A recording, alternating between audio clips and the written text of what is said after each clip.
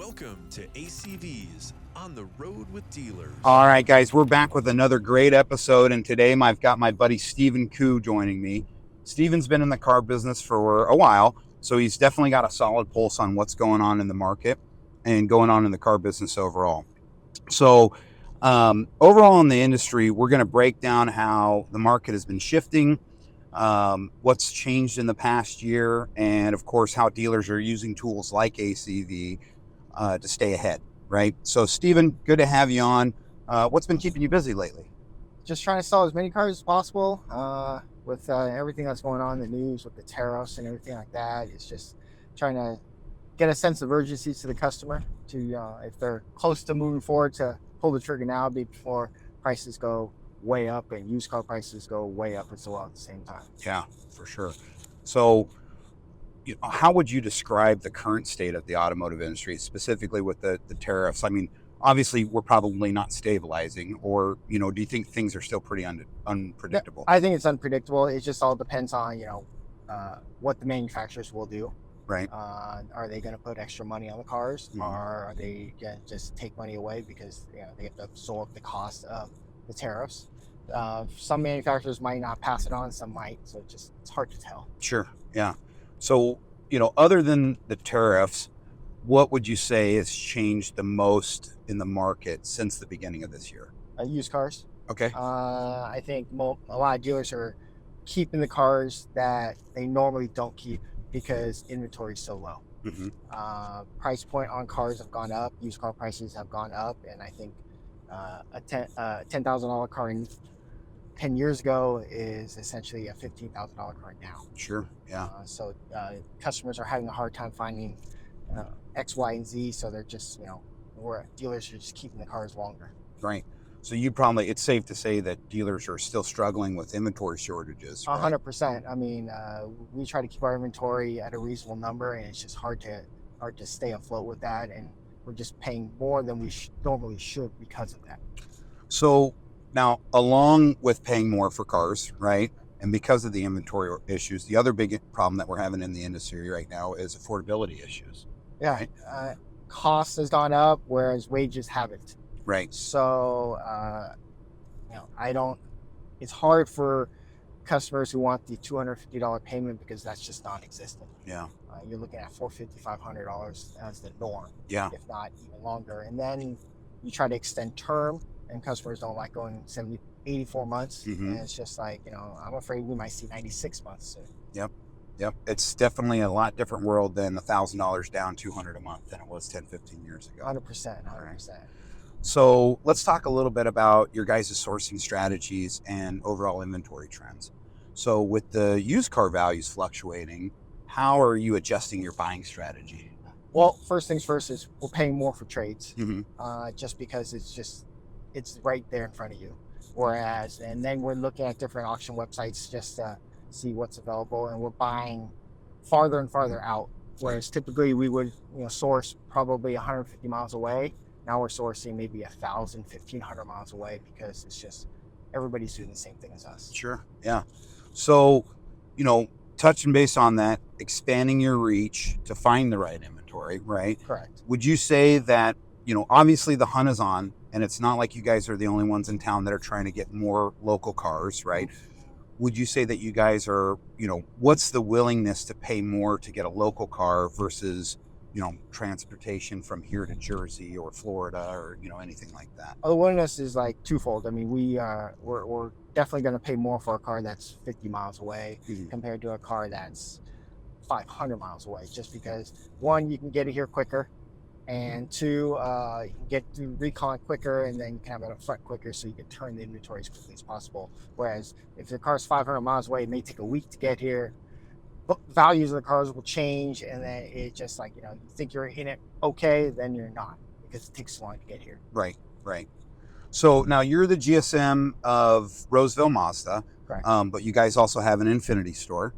So, Mazda, Infinity, two different brands, right? So, a follow-up question for the inventory is, have you noticed certain types of vehicles like, trucks, SUVs, EVs, are moving faster than other ones right now? Trucks, for us, we don't get as many trucks here, but the SUVs, the hybrids move quicker. Even the high mileage hybrids, because they let this last longer. And then obviously the $10,000 cars. Sure. Yeah. And even the high mileage cars, the 125,000 miles, which we normally don't keep, we're keeping now. Right. So what would you say, like what makes too many, or a car with too many miles be exactly that, too many miles, or does that even exist anymore? It doesn't. It just depends on the condition of the car. It depends on how much recon it will need. If you find a car that's a 15-year-old car that has 150,000 miles, but it's perfect, you're going to end up keeping that car. Sure. Okay. So now a lot of dealers have shifted more towards digital wholesale, right? How specifically, how's ACV changed the way that you buy and sell cars? It makes things easier. It's more streamlined for us.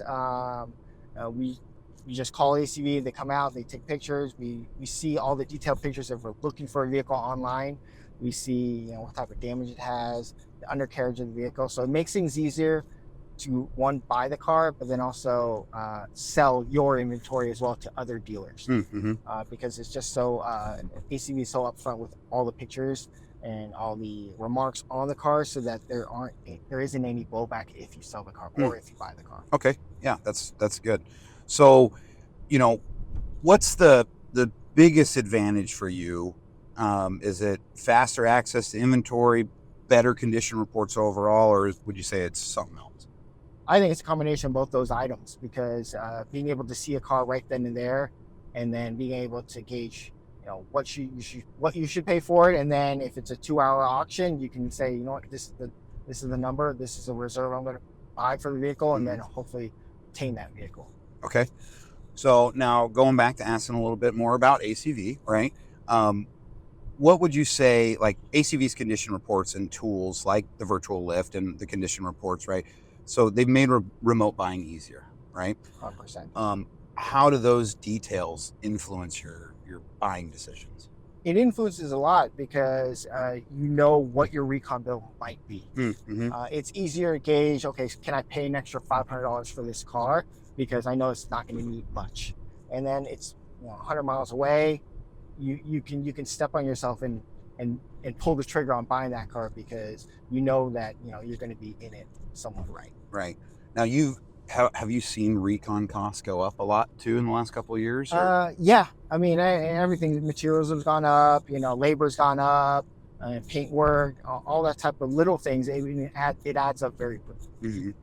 How has the leasing shortage affected you guys? Because Mazda's a pretty strong leasing brand, right? Yeah, post-COVID, we didn't have as many vehicles, obviously, and we didn't lease as many vehicles, so we didn't have as much inventory coming back. Now our inventory is kind of stabilized. I just don't know, for new cars. For new cars, right. Correct. Yeah, used cars, it's literally you're paying retail, you're paying wholesale book for the car, if not more. Right. Yeah. Because you just can't find that duplicate car anywhere else. Right. And it really affects the market pricing, the day supply. Yeah, I mean, before you would buy a vehicle thinking that you're gonna recon it, CPO it, certified pre-owned it, and then maybe make $1,500. Now your goal is to make $500. Sure. Yeah, just sell more but less money. More volume, and maybe get a trade out of it that you can make a little bit of money. Right. So, talking about turn time, right? How has your expectations changed about turn time? Right? Or has it? Or is there more pressure on it, less pressure on it, the same? I think the turn time for us is 60 days. Okay. For us, we try to move everything as quickly as possible. If we get a customer that's interested in a vehicle, we're going to do whatever we can to make it happen, just so that we can, one, obtain another vehicle at the same time. Right. Now, is that a hard 60-day turn for you guys, or kind of a soft? Soft. Okay. Soft. Now, It's is there a point in time to where it becomes a hard turn time for you guys? 90. Or, 90. And then it's just drop it. 90, and let's just move on. Okay. Let's just take our lumps if we have to and just move on. Okay.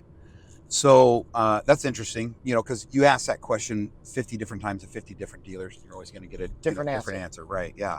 So, if we switched over, talking about turn time and affordability for dealers, right, and getting the maximizing ROI, let's talk a little bit about customer affordability, right?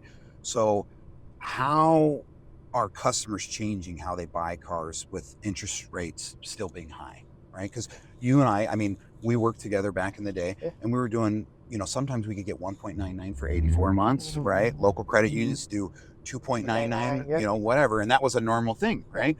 And now we're dealing with prime rates being 5-6%, right? I think part of it is your captive that you use, Mazda for us. I mean, they have special APR rates. Problem is, it only goes up to a certain term, and then you're going 84 months to a credit union, and those rates are 6-7%. Sure. I think customers are hesitant to do that, but then I think that takes, with the way interest rates are, it takes a lot of buyers out of the market because they just can't stomach the payment because their income hasn't gone up. Right. Car prices have gone up. Right. Interest rates have gone up. Food's gone up, and it affects the dealers, and then you just try to take what you can get. Have banks changed the way that they look at cars and loan to values and things like that, or are they still strict? Have they loosened up any? They've loosened up a little bit. If you're close to the loan to value, it's they'll be flexible with you as long as you have a good enough relationship with them. Okay. The problem is, like, sometimes years ago people were rolling a lot of negative equity, paying MSRP for cars or plus markup, and then they try to trade out of it 2-3 years, and then you're like, oh, and they're 10 grand upside down. Smoked, yeah. And it's just hard to overcome that because then the customer's upset. Well, I bought this car. I'm like, well, yeah, you bought it at the time where it was just not the right time to buy. Right. The market was just a lot different, So, that, with that being said, you think people are leaning more towards used over new? Certified pre-owned is a big thing for Mazda. They really push it. They have CPO rates. I think customers if they can save themselves $5,000 to $7,000, they will on a car with 5,000 miles on it. Okay. So, CPOs is a big advantage point, right? But are you, we talked about recon and people being upside down or underwater in their vehicles. Are you seeing people hold on to their cars for longer? Right? Because that's been a big talk in the industry. I think moving forward, we're going to see people keep their cars instead of 3 to 5 years, 7 to 10 years, 10 to 12 years, because their loans are so long. They're 7 or 8 years loans, and then they just can't get out of it because of the fact that the payment's too high. Right. They go into something newer. Right. Are you seeing, like, for warranties, are people buying more warranties up front, or are they coming in after, or has that kind of stayed the same? It's staying the same for us. Okay. I'm not sure about everybody else, but we do a lot of leases.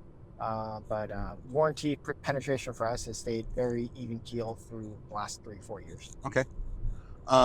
So now let's look ahead, right? The future of digital wholesale and retail, right? So where do you see the biggest opportunities for dealers in the next year? I think it's just the online platforms that is available. That 10 years ago, you would go to an auction to look at a car. Now you can literally see everything in detail on your computer screen. It minimizes the time and effort that you have to put into it, but then it also makes things 100% easier. You're not afraid to pay a little bit more because of that. Okay. So do you think platforms like ACV will eventually replace physical auctions completely? Yes. Okay. Do you think that there's ever going to be a mix? Or, I mean, right now there's a mix, but you think digital will just wipe it out? I think we like 75-25. Okay. Digital. Okay. Because it's just like, you can shop for a car. You can shop for a brand new car at home on your computer, and you should be able to shop for a used car at home on a computer and at auction at the same time. Right. And be able to see everything that you need to see. Okay. So, I got a new question, right? And I'm really excited to hear what your thoughts and what your opinions are on it. If you, could ask ACV, or if ACV could add one new feature to make your job even easier, what do you think it would be? One new feature. I stumped you with that. I know you did. It's hard because we got like almost. You got all the features. I mean, I use all the different tools that you guys use. Honestly, I don't know. I mean, you guys have been fantastic with the way the auction works out, the timing, the counters, and all that stuff. So it's very beneficial for us, and we use you 90% of the time. Okay. Well, yeah, obviously, yeah, we appreciate that. Yeah. You know, is there anything that overall in the industry that you think would make your job easier, other than going out and grabbing customers and plopping them on your lot, right? Overall, if there were one thing that you're like, man, I wish we could do this, or like, what's a daily struggle that you have? Follow up. Okay. But that's the salespeople. Sure. It's getting them to want to call the customer that didn't buy a car right away. Right. What is your guys' I mean, what's your average response time, or what do you want it to be? Well, average response time is less than 10 minutes. Okay. Which is great. It's just the multiple time follow-up. Sure. The long-term follow-up that I think every dealer struggles with long-term follow-up, because I think every salesperson is all about low-hanging fruit, and they want to take the path of least resistance, and they get that car deal right then and there, but they don't want to work for it long-term. Right. No, I totally get that. Path of least resistance, almost. Yeah. Same problem we've been dealing. Same problem that you and I probably had and Yeah. went through when we were slinging cars, right? Honestly, I think I was the same way as well. So I mean, it's just the way it is. Right. Unfortunately. Yep. So let me just ask you one last question. If you had one piece of advice for dealers trying to stay ahead of the game, right, ahead of the industry overall, what would that piece of advice be? Proactive. Being You proactive. got to be proactive, because it's an ever-changing market, Sure. and if you're not proactive, you're going to get behind. Right. And you have to be willing to take chances on different platforms, willing to try something new, because I don't know what the automotive industry is going to be 10 years from now, but it might just be an online platform. Right. Whereas customers just order a car and come in and then just sign their docs from home and have the car delivered. Right. Like, some dealers do that right now. Yeah. So I know plenty of them that do. it's not like it was 10, 12, 15 years ago. Sure. Yeah. Completely different world. Yeah. So, all right, Steven. Yeah. Well, thanks for your time. I Thank appreciate you. it, brother. Good seeing you. Good seeing you too. And I'll talk to you later. On the Road with Dealers, presented by ACV.